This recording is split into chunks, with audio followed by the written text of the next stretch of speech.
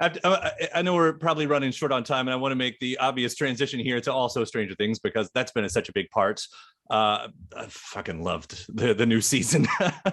But it's interesting as we're talking about, do you find those parallels in what Robin's going through at the time too? Because it seems to be a character that puts on the projection of being self-assured at the same time as how much does she actually know herself? I mean, are those parallels there as well?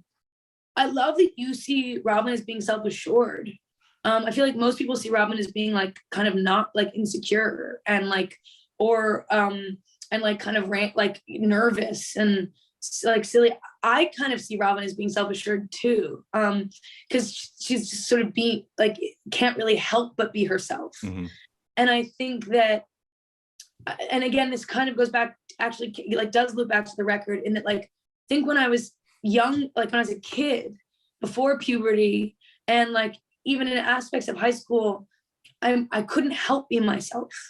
And there were places where that was punished. Like, or I experienced it as being punished or discouraged. And that's where you build the false self, because you're like, whoa, people not liking my real self is really scary. And like people, so I'm going to build this like shell to protect myself.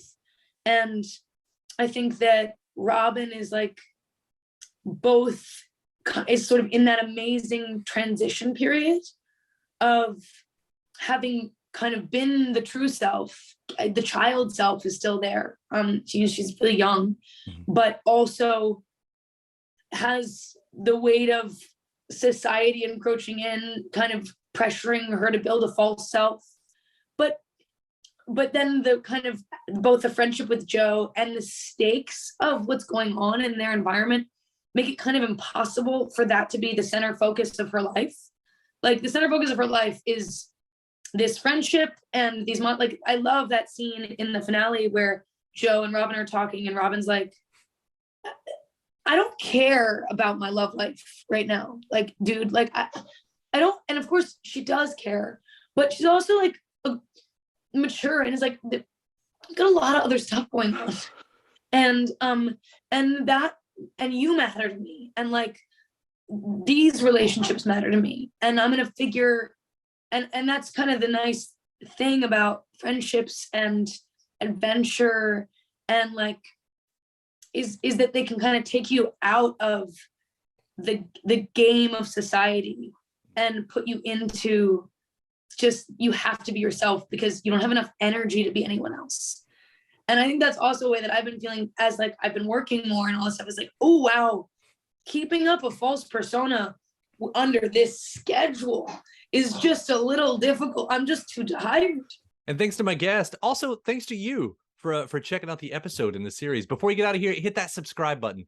Again, you get 3 brand new interviews every single week. New one every Monday, Wednesday, and Friday at right here on YouTube, or of course anywhere in podcast land, including iTunes, Apple Podcasts, Spotify, Podchaser, NPR, or WFPK.org as well. A great way to keep up with your favorite artists and discover new ones as well. Then after that, actually head over to WFPK.org. That's where I do a show Monday through Friday, 6 p.m. Eastern.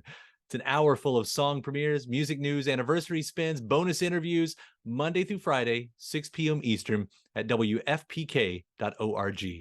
Consequence has your music and film news. You can also find me on the social media spots, Facebook, Instagram, mostly on Twitter. All 3 of them, the address is at Kyle Meredith. Do hope you like and follow along. That does it for another edition. I'm Kyle Meredith. I'll see you next time.